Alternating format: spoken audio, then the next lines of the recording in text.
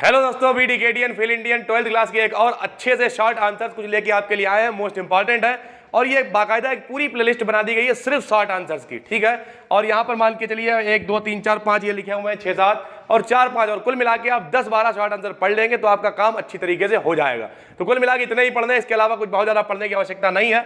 सारा mix content है, यानी जितने भी 3 4 चैप्टर थे उनमें से जो इंपॉर्टेंट थे वो निकाल लिए गए। तो जरा देखिए, What forced the writer to buy the little girl's basket? अगर आपने पुरानी सारी वीडियो देखी है तो आपको पता होगा एजी गार्डनर WC डगलस जो थे वो आ रहे थे यहाँ के लिए, मतलब भारत की यात्रा पर, और फिर वहां पर उन्होंने लड़कियां थी, बच्चे थे जो पाकिस्तान से आए हुए थे, उनसे उन्होंने टोकरियां वगैरह खरीदी थी। तो वही क्वेश्चन है, आप पुरानी वीडियो सारी देख लेंगे तो क्लियर हो जाएगा। फिलहाल हम आपको इनके फटाफट से हिंदी बताते हैं।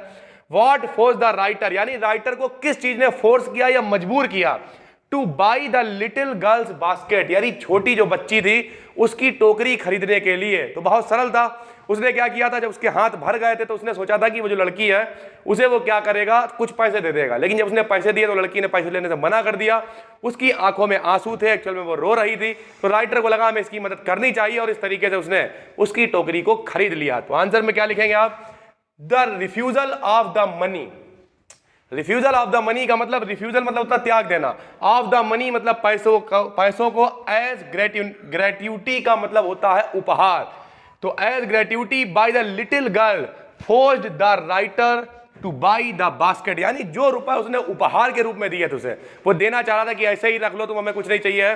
तो उसका जब उसने रिफ्यूजल यानी मना कर दिया उसने उसे, तब क्या हुआ, उस राइटर ने उसकी टोकरी को खरीदने के लिए वो मजबूर हो गया और उसे वो खरीदना पड़ा, ठीक है। उसके बाद why did millions of people leave Pakistan for India, कई सारे लोगों ने, मिलियंस का मतलब लाखों लोगों ने क्यों पाकिस्तान को छोड़ा या उन्हें क्यों छोड़ना पड़ा। सबने गदर पिक्चर देखी होगी, जब गदर मचा लोग एक दूसरे को काटा काटी करने लगे, इसके काट डाला उसे काट डाला, बिरादरीवाद सामंतवाद आ गया एक तरीके से। और फिर लोग इंडिया से जो लोग थे वो भी छोड़ने के लिए मजबूर हो गए, बहुत सारे यहाँ से जो मुस्लिम थे उन्हें भागना पड़ा और बहुत सारे जो हिंदू थे उन्हें वहां से भागना पड़ा। तो इसका आंसर हम लोग लिखेंगे at the time of the partition, यानी जब बंटवारा हो रहा था, millions of people left Pakistan, लाखों लोगों ने पाकिस्तान को छोड़ दिया, फॉर इंडिया, इंडिया के लिए, driven by the fear of religious fanaticism. Fanaticism का मतलब होता है सामंतवाद, फैनेटिसिज्म का मतलब यहां हम लिखे दे रहे हैं सामंतवाद। और ये सामंतवाद क्या होता है, सामंतवाद अपने धर्म को लेके अपनी ऊंची करना और दूसरे धर्म को बेकार समझना, इसी को हम लोग कहते हैं सामंतवाद। फैनेटिसिज्म यहां पे लिखा हुआ है, ठीक है, इसका मीनिंग हमने हिंदी में लिख दिया है क्योंकि कुछ लोगों को नहीं मालूम होगा। खैर, उसके बाद who was A G Gardiner, A G Gardiner कौन थे, who was A G Gardiner fellow traveller, यानी उनका फेलो ट्रेवलर यानी सहयात्री कौन था। When did the author become aware of his fellow traveller, यानी उनका सहयात्री कौन था और उसे कब पता चला कि वो उसका फेलो ट्रेवलर है। तो बहुत ही सरल है, A G Gardiner's fellow traveller was a mosquito. ज्यादा हम यहाँ पे कहानी नहीं बता रहे हैं क्योंकि पिछले क्वेश्चन में बता चुके हैं। बार बार वीडियो को ज्यादा लंबा करने का क्या मतलब, आप बाकी सारे प्लेलिस्ट में जाके वीडियो देख लीजिए, कहानी आपको पता चल जाएगी। खैर, A G Gardiner's fellow traveller was a mosquito, यानी उनके साथ में एक मच्छर यात्रा कर रहा था। The author became aware of his fellow traveller when, यानी जब he was reading the newspaper and the mosquito sat on his nose, यानी जब वो अखबार पढ़ रहा था मच्छर उसकी नाक पे आकर बैठ गया और तब उसे पता लगा कि वो ट्रेन में अकेला नहीं है बल्कि उसके साथ में एक मच्छर भी यात्रा कर रहा है, ठीक है। उसके बाद magnanimity has its limits, who said and why. Magnanimity का मतलब होता है उदारता, उदारता का मतलब शरीफ आदमी कहता नहीं हम यहाँ शराफत दिखा रहे हैं, तुम मेरी खोपड़ी में चला, तुम्हारी ऐसी तैसे भी बता रहा, वो वाला उदारता का मतलब जब तक आदमी शराफत दिखाता रहे।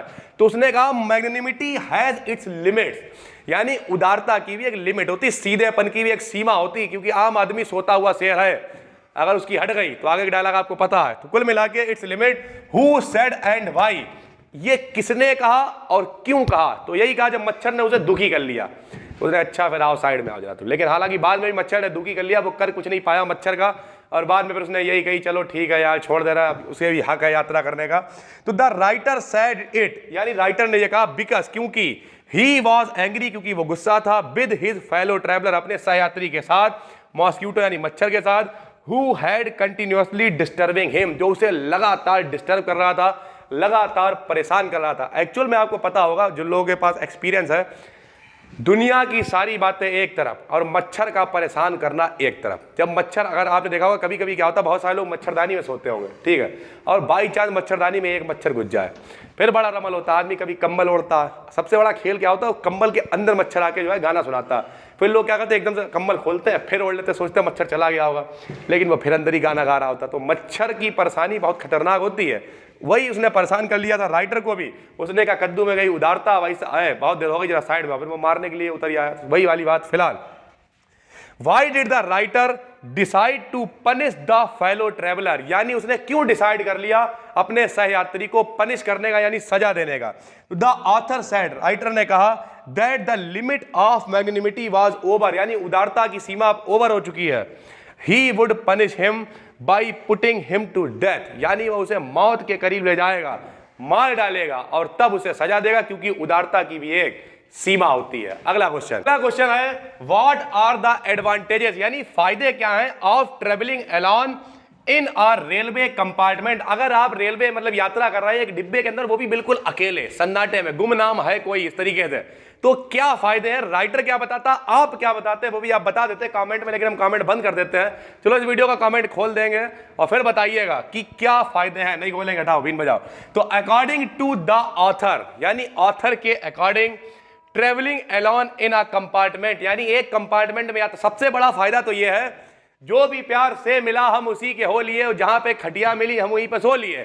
अगर सब लोग होंगे और आप फाइल के लेटेंगे तो आदमी तुम्हें क्या कहेगा, यार बताओ जमीन में पड़े हुए हैं।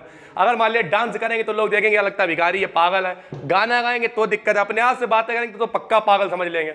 लेकिन अगर मान लिया कोई नहीं, चाहे अपने आप से बातें करो, चाहे डांस करो, चाहे नाचो, चाहे कुछ भी करो, कोई फर्क नहीं पड़ता। वो भी यही कह रहा है, a person could talk easily, यानी वो आसानी से बात कर सकता है, टू हिमसेल्फ, यानी अपने आप से, सिंग और डांस, गाना गा सकता है, नाच सकता है, प्ले मार्वल्स, कंचे खेल सकता है, ओपन और शट विंडोज, बार बार खिड़की को खोल सकता है, बंद कर सकता है, और lie down at full length on the cushion for rest, और आराम करने के लिए पूरी तरीके से फाइल के लेट सकता है। चाहे फाइल गए आराम से, तकिया के ऊपर तकिया लगाई नहीं लगाई, फाइल गए, कोई फर्क नहीं पड़ता, कोई देखने वाला नहीं है कि आप क्या कर रहे हैं, ठीक है।